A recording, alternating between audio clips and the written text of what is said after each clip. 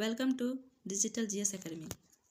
जैसे आप सभी को पता है दोस्तों, एनसीईआरटी की जो सीरीज चल रहा है सीटेट एसएसटी पेपर 2 का, और आज ये 7 क्लास का एनसीईआरटी है हिस्ट्री। तो इसका चैप्टर आज है 6ठा चैप्टर। क्या है? तो 6 चैप्टर का नाम है ईश्वर से अनुराग। चैप्टर का नाम क्या है? ईश्वर से अनुराग। आज हम लोग इसके बारे में जानेंगे और पूरी डिटेल में जानेंगे। तो ये आज 6ठा चैप्टर है। कौन सा क्लास का? तो ये 7 क्लास का है और हिस्ट्री है। ठीक है, तो चलिए स्टार्ट करते हैं। स्टार्ट करने से पहले चैनल को जो सब्सक्राइब नहीं किए हैं, चैनल को सब्सक्राइब कर दीजिए। ऐसा वीडियो आप लोगों को हमेशा मिलते रहेगा, चैप्टर वाइज और PYQ भी मिलते रहेगा। तो चलिए स्टार्ट करते हैं। तो यहाँ पर देखिए, परमेश्वर का विचार क्या है ये? तो परमेश्वर का विचार बड़े बड़े राज्यों के उदय होने से पहले भिन्न भिन्न समूहों के लोग अपने अपने देवी देवताओं की पूजा करते थे। क्या करते थे? बड़े बड़े राज्यों के उदय होने से पहले, मतलब भिन्न भिन्न समूहों में, अलग अलग समूहों में क्या करते थे? अपने अपने देवी देवताओं की पूजा करते थे। जब लोग नगरों के विकास और व्यापार तथा साम्राज्यों के माध्यम से एक साथ आते गए, तब नए विचार विकसित होने लगे। तब क्या हुआ? नए विचार विकसित होने लगे। यदि मनुष्य भक्ति भाव से परमेश्वर की शरण में जाए तो परमेश्वर व्यक्ति को इस बंधन से मुक्त कर सकता है। अब आते हैं हम लोग नेक्स्ट में। श्रीमद्भगवद्गीता में व्यक्ति यह विचार सामान्यतः सन ईस्वी और सन का प्रारंभिक शताब्दी में लोकप्रिय हो गया था। विश्व धार्मिक अनुष्ठानों के माध्यम से शिव, विष्णु तथा दुर्गा को परम देवी देवताओं के रूप में पूजा जाने लगा। कौन कौन सा? तो शिव, विष्णु और दुर्गा देवी देवताओं के रूप में पूजा जाने लगा। नेक्स्ट है दक्षिण भारत में भक्ति। नैनार और अलवार 7वीं से 9वीं शताब्दियों के बीच कुछ नए धार्मिक आंदोलन का प्रादुर्भाव हुआ। इन आंदोलन का नेतृत्व नैनारों मतलब शैव संतों और अलवारों ने, वैष्णव संतों ने किया। अलवार किस संतों ने? तो ये वैष्णव, और फिर नैनार जो है वो शैव। ये संत सभी जातियों के थे, जिसमें पुलैया और पनार जैसे स्पष्टता समझी जाने वाली जाति के लोग भी शामिल थे। वे बौद्ध और जैन के कट्टू आलोचक थे और शिव तथा विष्णु के प्रति सच्चे प्रेम को मुक्ति का मार्ग बताते थे। उन्होंने संगम साहित्य में समाहित प्यार और शूरवीरता के आदर्शों को अपना कर भक्ति के मूल्यों के में उनका समावेश किया था। उसके बाद है नैनार और अलवार घुमक्कड़ साधु संत थे। ये नैनार और अलवार क्या थे? तो घुमक्कड़ साधु संत थे और साधु संत थे, और वे जिस किसी स्थान या गांव में जाते थे, वहां के स्थानीय देवी देवताओं की प्रशंसा में सुंदर कविताएं रचकर उन्हें संगीतबद्ध कर दिया करते थे। नेक्स्ट है दर्शन और भक्ति। शंकर भारत के सर्वाधिक प्रभावशाली दार्शनिकों में है, जिनका जन्म 8वीं शताब्दी में केरल प्रदेश में हुआ था। कहाँ पर? तो केरल प्रदेश में हुआ था। वे अद्वैतवाद के समर्थक थे, जिसके अनुसार जीवात्मा और परमात्मा जो परम का सत्य है, इसका माना दोनों एक ही है। उन्होंने यह शिक्षा दी कि ब्रह्मा जो एकमात्र या परम सत्य है वह निर्गुण और निराकार है। नेक्स्ट है, शंकर ने हमारे चारों ओर के संसार को मिथ्या माना और संसार का प्रतिज्ञा करके संन्यास लेने और मोक्ष प्राप्त करने, मतलब मोक्ष मतलब मुक्ति प्राप्त, ठीक है, करने के लिए ज्ञान के मार्ग 2 को अपनाने का उपदेश दिया। रामानुज ज्ञानुज 11वीं शताब्दी में तमिलनाडु में पैदा हुए थे।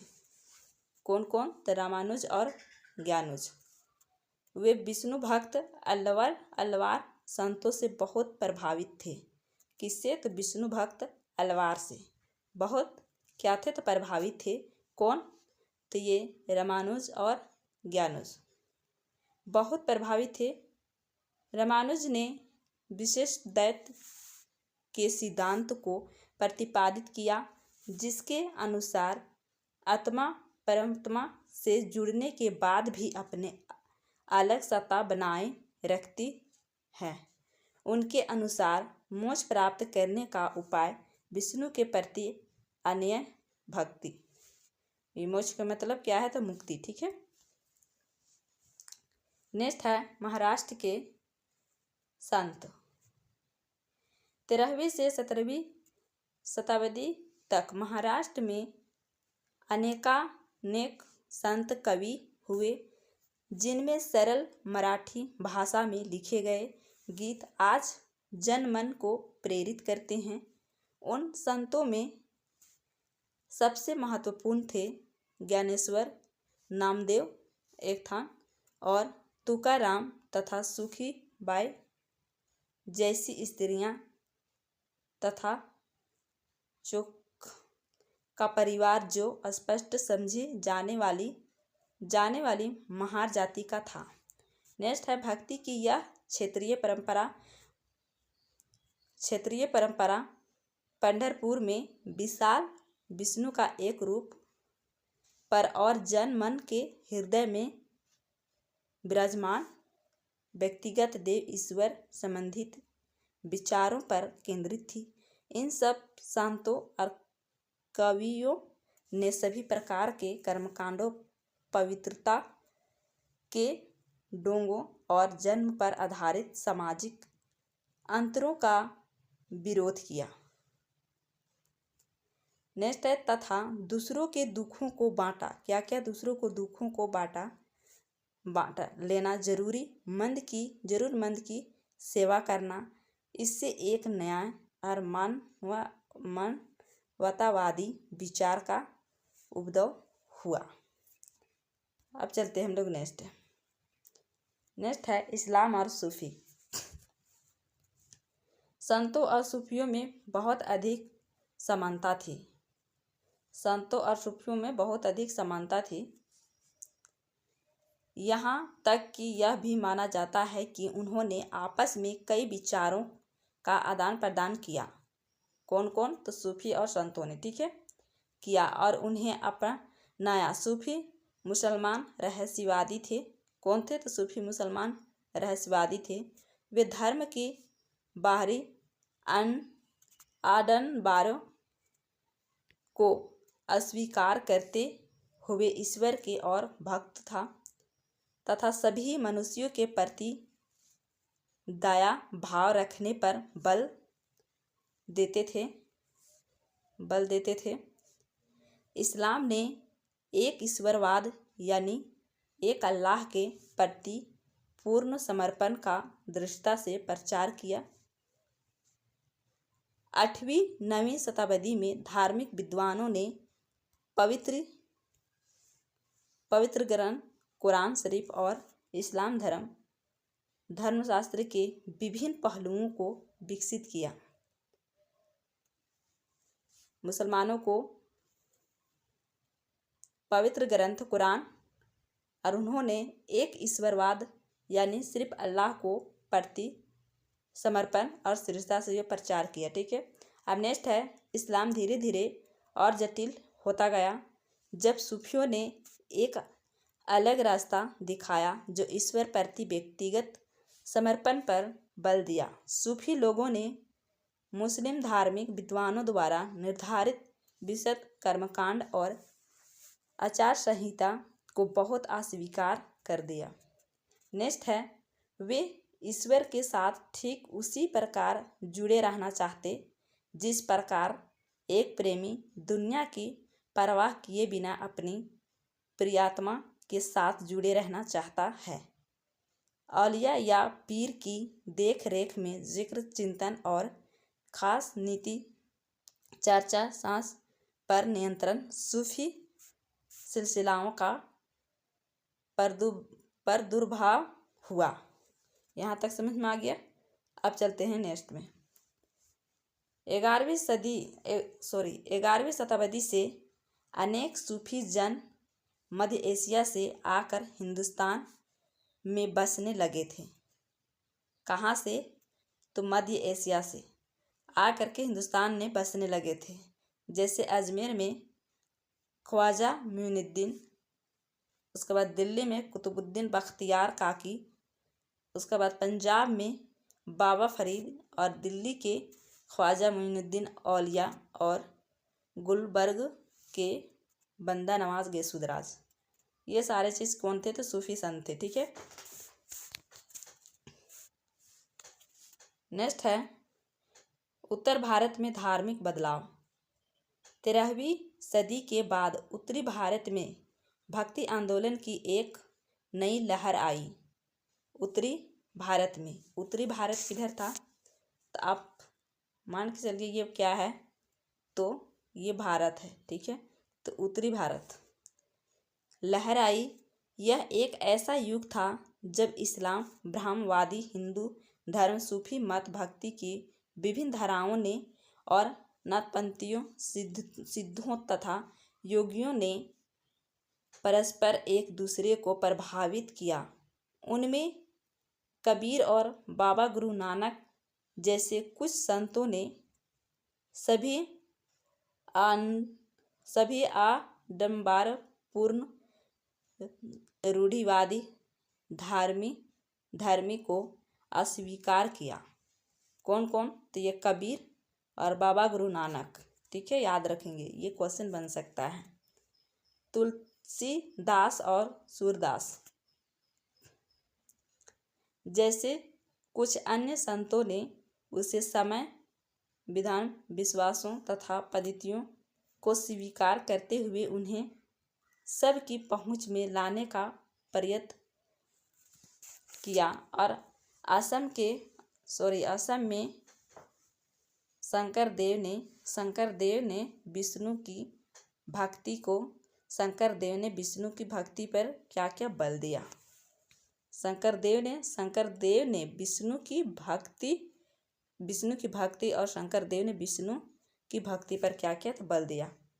इस परंपरा में दादू रविदास और मीराबाई संत भी शामिल थे। अब आते हैं हम लोग कबीर। आप इसे देख सकते हैं, ये कौन है? तो कबीर है। 15वीं-16वीं सदी में एक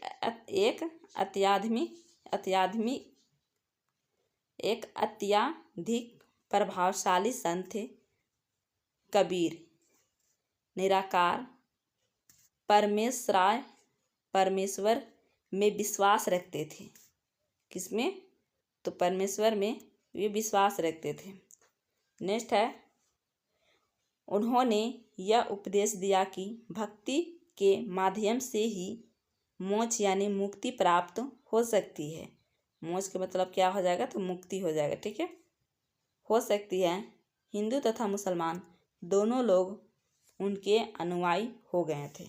कौन कौन? तो हिंदू भी और मुसलमान भी इसका अनुयायी हो गए थे। किसका? तो कबीर के। ठीक है, चलिए हम लोग आगे चलते हैं। अब आगे क्या है? तो बाबा गुरु नानक। ये बाबा गुरु नानक है। ठीक है, नेक्स्ट है कबीर की अपेक्षा बाबा गुरु नानक, ये 1469, तलवंडी पाकिस्तान में जन्म लेने वाले बाबा गुरु नानक ने करतारपुर के एक केंद्र स्थापित करने से पहले कई यात्राएं की धार्मिक कार्यों के लिए जो जगह नियुक्ति की थी उसे धर्मशाला कहा गया।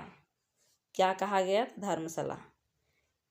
और फिर बाद में उसे क्या कहा जाता है, मतलब आज के दिन में तो आज इसे गुरुद्वार कहते हैं। और इसमें क्या होता है, तो लंगर की शुरुआत की। और सिखों ने क्या किया? लंगर की शुरुआत की। और सिखों के पवित्र ग्रंथ कौन है? तो गुरु ग्रंथ साहिब। गुरु ग्रंथ क्या है?